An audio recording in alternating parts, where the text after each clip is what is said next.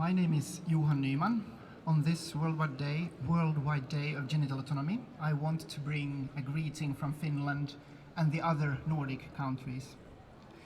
During the last 5 years, all 5 Nordic countries, Finland, Sweden, Denmark, Norway and Iceland, have had activity on fostering the right to genital autonomy for children. In parliament, in government and legislative committees, in academia and in public discussion. The importance of equal protection for all children, regardless of sex and gender, is discussed in each of the Nordic countries in one or several of the contexts I just mentioned. Nevertheless, the discussion in each country also contains talking points in the direction of we are the only ones discussing this issue, and how would it look if our country would be the first one to ensure by law that all children were getting the same protection, thus overlooking that all the other neighbor countries are having the exact same discussion in parliament, in government and legislative committees, in academia and in public discussion.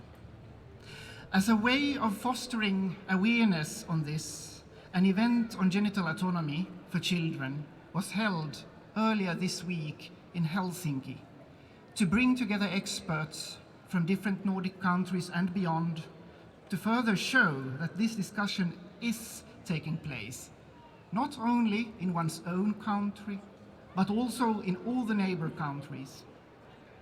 To encourage these discussions to take place, not only within one's own context or country, but over context, over disciplines, over country borders, this event took place.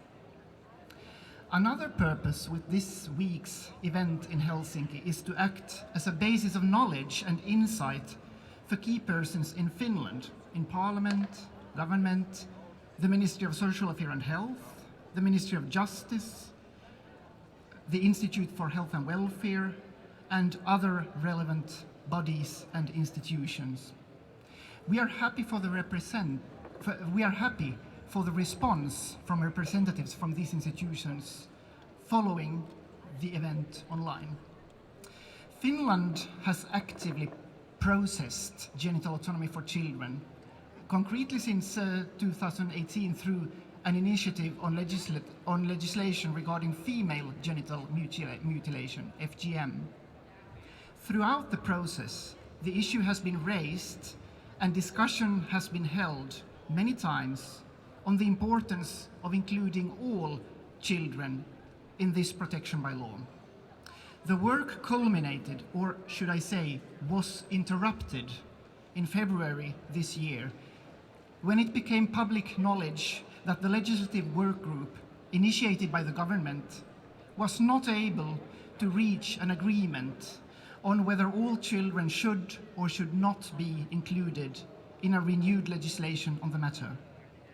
2 members of the legislative work group from the Ministry of Justice wanted equal protection for all children to be guaranteed in the legislative proceedings.